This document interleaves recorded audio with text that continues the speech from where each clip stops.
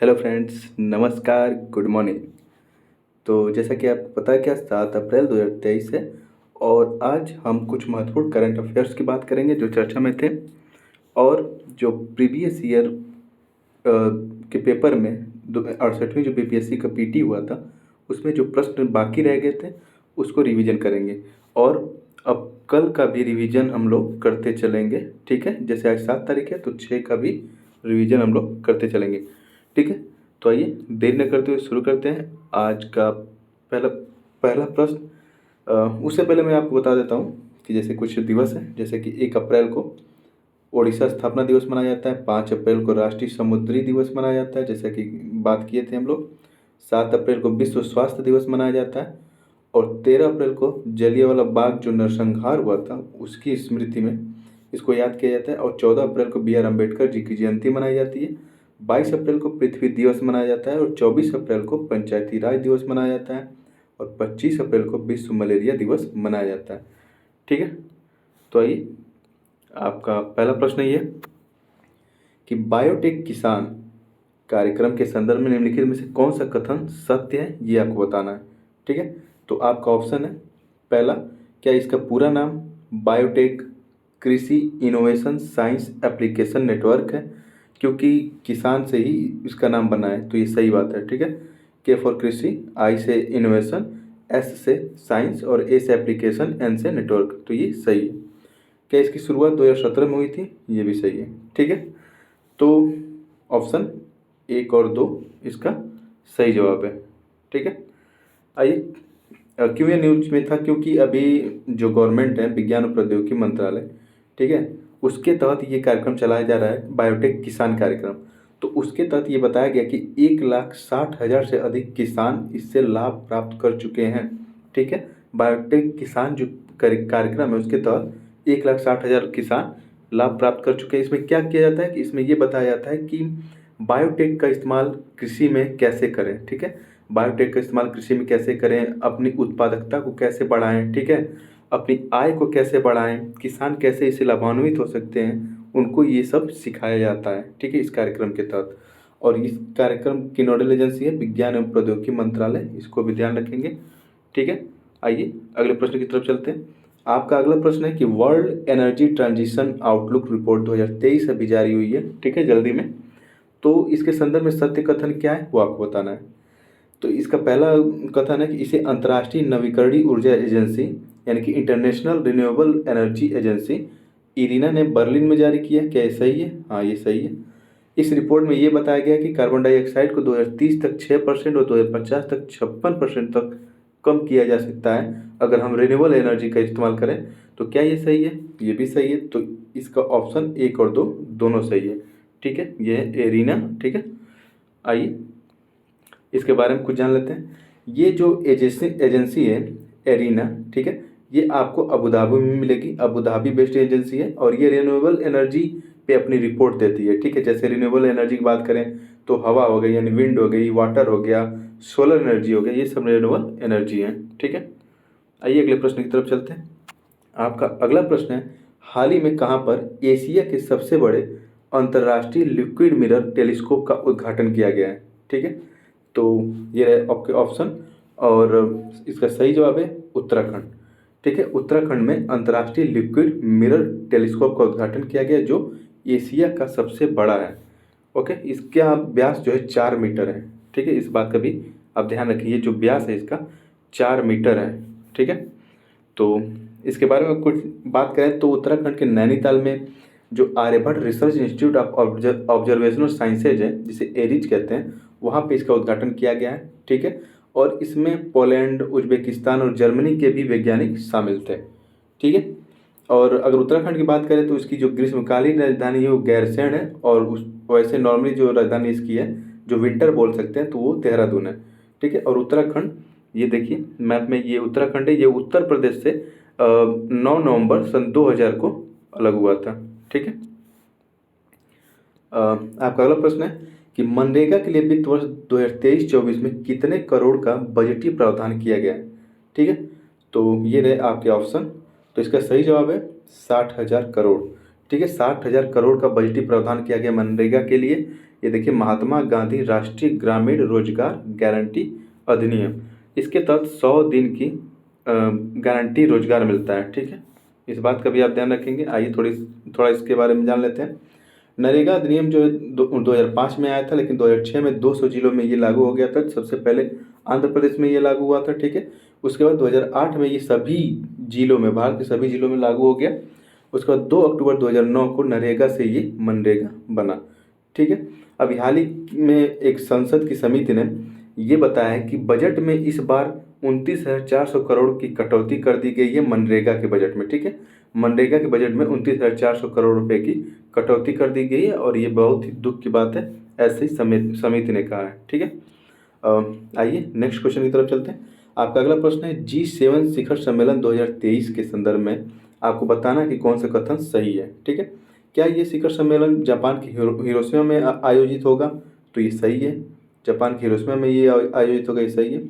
और क्या G7 में एशिया महाद्वीप से केवल जापान शामिल है?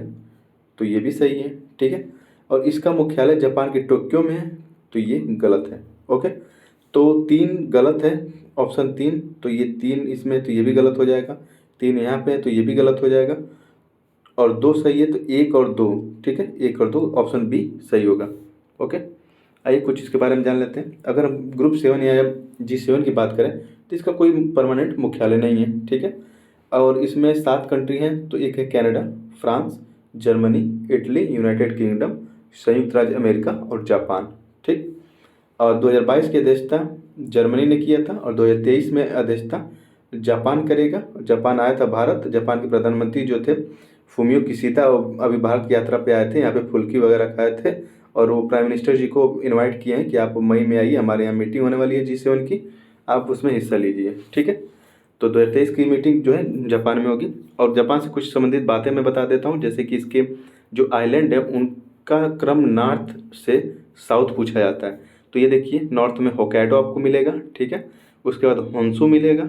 ओके, फिर शिकोकू मिलेगा, फिर क्यूशू मिलेगा, और एक और आइलैंड इसका, इसको भी याद रखिएगा, ओकिवाना करके। ठीक है, सॉरी ओकिनावा करके, इसको भी आप याद रखेंगे। ठीक है, आइए आगे चलते हैं। आपका अगला प्रश्न है कि हाल ही में भारतीय रेलवे ने कब तक शुद्ध शून्य कार्बन उत्सर्जक बनने का लक्ष्य रखा है, यानी कि नेट जीरो कार्बन एमिशन, ये कब तक मतलब कार्बन उत्सर्जन करना ये बंद कर देगा, कब तक ये लक्ष्य रखा है? तो ये रहे आपके ऑप्शन। ठीक है, इसका सही जवाब है सन 2030 तक। भारतीय रेलवे ने कहा कि हम सन 2030 तक कार्बन को जीरो कर देंगे, कार्बन न्यूट्रल बन जाएंगे। ठीक है, नेट जीरो कार्बन एमिटर बन जाएंगे 2030 तक, ऐसा रेलवे ने कहा है। ठीक है, आइए अगले प्रश्न तक चलते हैं। काजीरंगा नेशनल पार्क के संदर्भ में निम्नलिखित कथनों में से कौन सा कथन गलत है ये बताना है। यहाँ पे सही नहीं, गलत बताना है। तो क्या 1950 में यूनेस्को स्थल बना था, ये गलत है या सही? तो ये गलत नहीं है, ये सही है। ठीक है, यह एक श्रृंगी गेंडे के लिए प्रसिद्ध है, क्या ये गलत है सही? ये भी सही है। तो इसमें से कोई भी गलत नहीं है, तो ऑप्शन डी सही हो जाएगा, इनमें से कोई भी गलत नहीं है। और इधर देख लीजिए, अभी 7 नेशनल पार्क हो गए हैं। ठीक है, असम में एक रायमोना हो गया, मानस हो गया, औरंग हो गया, नामेरी हो गया, इधर डिब्रूगढ़ हो गया, इधर दिहांग हो गया और इधर काजीरंगा है। ठीक है, ये काजीरंगा क्यों न्यूज में, क्योंकि अभी हमारे जो राष्ट्रपति महोदय हैं, ठीक है, वो अभी काजीरंगा गई हैं। ये देखिए, वर्ल्ड हेरिटेज जो साइट है, जिसे 1985 में वर्ल्ड हेरिटेज साइट का दर्जा दिया गया था, असम में है, और यहाँ पे अभी द्रौपदी मुर्मू जी गई हैं। ठीक है, ये है काजीरंगा, मैप में देख सकते हैं। ओके, और ये है असम। इधर अरुणाचल प्रदेश, जो अभी चाइना से कुछ विवादित क्षेत्रों का नाम अपने मर्जी से यहाँ पे कुछ अरुणाचल प्रदेश के क्षेत्रों का नाम रख दिया, तो इसलिए चर्चा में है। तो असम से अरुणाचल प्रदेश की सीमा लगती है, इधर आपका नागालैंड की, इधर मणिपुर से, ठीक है, इधर मिजोरम से, और इधर त्रिपुरा से, इधर मेघालय से। ठीक है, आइए आगे चलते हैं। और आपका अगला प्रश्न है, ये रहा। अब ये चर्चा में था, इस पर प्रश्न नहीं बनाया, लेकिन चर्चा में था, मैं बता देता हूँ। अभी RBI ने, जो इसकी मॉनेटरी पॉलिसी कमेटी है, ठीक है, मौद्रिक नीति की जो निर्धारित करती है, वो जो कमेटी है, उन्होंने फैसला लिया कि रेपो रेट जो होगा वो 6.5% ही रहेगा, इसको अब बढ़ाया नहीं जाएगा। ठीक है, ये अब परिवर्तित इस समय रखा गया है। तो अगर पूछे रेपो रेट क्या है इस समय, तो 6.5% है। रेपो रेट क्या होता है? RBI जब जो कमर्शियल बैंक है उनको जो लोन देती है उसे रेपो रेट कहते हैं, ठीक है। जिस ब्याज दर पे लोन देती है उसे रेपो रेट कहते हैं। Okay, next. कल के, अभी तो उतना ही था, अब कल के जो सवाल थे उसको जल्दी जल्दी रिवीजन कर लेते हैं। राष्ट्रीय समुद्री दिवस 5 अप्रैल 1964 को मनाया गया, ठीक है। और राष्ट्रीय समुद्री सप्ताह 30 मार्च से 5 अप्रैल तक मनाया गया। Okay, next. हाल ही में विश्व प्रसिद्ध भारतीय जो बसोहली पेंटिंग है उसको जीआई टैग मिला है, किस क्षेत्र से संबंधित है, तो जम्मू से संबंधित है। Okay, next. अगला प्रश्न है कि नाटो की स्थापना 1949 में हुई थी, ठीक है। 31वां सदस्य ईरान नहीं फिनलैंड बना है, इस बात का भी आप ध्यान रखेंगे। ओके, नाटो का अगर मुख्यालय पूछे तो ब्रुसेल्स बेल्जियम में, ये भी आप ध्यान रखेंगे, ठीक है। नेक्स्ट। अगला प्रश्न है कि क्या कुल 106 पद्म पुरस्कार की घोषणा की गई, तो हाँ सही है। 6 पद्म विभूषण उसमें है और 9 पद्म भूषण और 91 पद्मश्री है, ये भी सही है, ठीक है। और ये है उनकी लिस्ट। बालकृष्ण दोषी जी को मिला है मरणोपरांत, और मरणोपरांत देखेंगे तो दिलीप महालनोबिस जी को मिला है, और मुलायम सिंह यादव जी को भी मरणोपरांत मिला है। बाकी निवास वर्धन जी हैं, SM कृष्णा जी हैं, जाकिर हुसैन जी हैं, ठीक है। एक इसमें आप ध्यान रखेंगे कि अमेरिका के हैं जो श्रीनिवास वर्धन, जो विज्ञान और इंजीनियरिंग से संबंधित हैं, तो इस बात का भी आप ध्यान रखेंगे। और इधर देखिए इंडिया की रैंक जो है 6 स्थान गिर गई है, जो आर्टन कैपिटल इंडेक्स आया था। पहले 2022 में 138 थी, अब 2023 में 144 रैंक है भारत की, ठीक है। और UAE पहले नंबर पे है। और ये रहा मैप में UAE, जिसकी बॉर्डर आपको इधर पर्शियन गल्फ से लगती है। Okay, next. अगला प्रश्न था ये कि जो कांगड़ा चाय है, ठीक है, हिमाचल प्रदेश का जो कांगड़ा चाय है उसको यूरोपियन यूनियन GI टैग देने की बात कर रही है, तो ये न्यूज़ में था, तो इसको भी आप याद रखेंगे। ओके, और कांगड़ा चाय को अगर भारत की तरफ से GI टैग 2005 में दिया जा चुका है, इसको भी आप ध्यान रखेंगे। अगला प्रश्न था कल का कि NGT ने पेनाल्टी लगाया था केरला गवर्नमेंट पे, क्यों? क्योंकि उन्होंने 2 रामसर साइट्स को जो केरला में, जैसे जो अष्टमुडी लेक के नाम से जानी जाती है और एक वेम्बनाथ लेक के नाम से जानी जाती है, जो चर्चा में थी, उसके प्रोटेक्शन को लेकर लापरवाही किए थे। इसलिए NGT यानी नेशनल ग्रीन ट्रिब्यूनल ने, जिसकी स्थापना 2010 में हुई थी, उसने 10 करोड़ का जुर्माना लगाया था केरल सरकार पे, ठीक है। अब आइए BPSC जो 68 एग्जाम हुआ था PT का, उसके जो क्वेश्चन छूट गए थे उसको हम यहाँ पे देख लेते हैं, ठीक है। पहला प्रश्न था किस केंद्रीय मंत्रालय ने 2022 में युवा 2.0 योजना का शुभारंभ किया है, तो है शिक्षा मंत्रालय, ठीक है। गृह मंत्रालय ने नवंबर 2022 में देश की कितनी भाषाओं की फील्ड वीडियोग्राफी के साथ भारतीय मातृभाषा सर्वेक्षण कार्य को पूरा किया, तो 576। ये सब प्रश्न पूछे जा चुके हैं 68वीं BPSC में, ठीक है। ये आने वाले एग्जाम में भी पूछे जा सकते हैं, इनको मैं डिटेल में भी कभी बताऊंगा, लेकिन अभी आप इसको रिवीजन कर लीजिए, ठीक है। तो किस समिति ने 1 जनवरी 2026 से पूर्ण मूल्य निर्धारण स्वतंत्रता की सिफारिश करते हुए गैस मूल्य निर्धारण पर एक रिपोर्ट प्रस्तुत की, तो वह किरीट पारिक समिति थी, ठीक है। स्वच्छ सर्वेक्षण 2022 के अनुसार 5 सितारा कचरा मुक्त शहर कौन कौन से थे, तो एक मैसूर, एक विशाखापत्तनम, एक तिरुपति, एक भोपाल, एक सूरत, एक नवी मुंबई, और कौन नहीं है, ऐसा करके प्रश्न पूछा गया था। भारत राष्ट्रपति ने निम्नलिखित में से किस IIT में परम कामरूप सुपर कंप्यूटर सुविधा का उद्घाटन किया है, तो गुवाहाटी, ठीक है। गुवाहाटी हाईकोर्ट ने भी अभी अपना प्लेटिनम जुबली मनाया है, ठीक है, इस बात का भी ध्यान रखेंगे। अक्टूबर 2022 को मनाए गए 90वें भारतीय वायुसेना दिवस पर 80 वायुयानों के घंटे भर का हवाई प्रदर्शन किस स्थान पर किया गया, तो सुखना झील जो चंडीगढ़ में है वहाँ पे ये सब किया गया, ठीक है। चीन के तियांगोंग अंतरिक्ष स्टेशन से हाल ही में लॉन्च किए गए अंतिम मॉड्यूल का नाम क्या है, तो उसका नाम है मेंगटियन, ठीक है, मेंगटियन। किसे हाल ही में उनके उपन्यास the 7 moons of Maali Almeida के लिए 2022 का बुकर पुरस्कार मिला, तो सेहान करुणा तिलक को, ठीक है। ये सब प्रश्न पूछे जा चुके हैं। विश्व अंतरिक्ष सप्ताह 2022 की थीम क्या थी, अंतरिक्ष सप्ताह 2022 की थीम क्या थी, अंतरिक्ष और निरंतरता, ठीक है। अगला, अक्टूबर 2022 में लॉन्च किए गए टेस्ला ह्यूमनॉइड रोबोट का नाम क्या है, तो है ऑप्टिमस, ठीक है। नेक्स्ट, किस अंतरिक्ष एजेंसी ने यह घोषणा की कि उसने अपने एक्विलियस अंतरिक्ष यान को आगे बढ़ाने के लिए भाप का सफलतापूर्वक उपयोग किया है, तो यह जाक्सा, ठीक है, ये जापान की अंतरिक्ष एजेंसी है।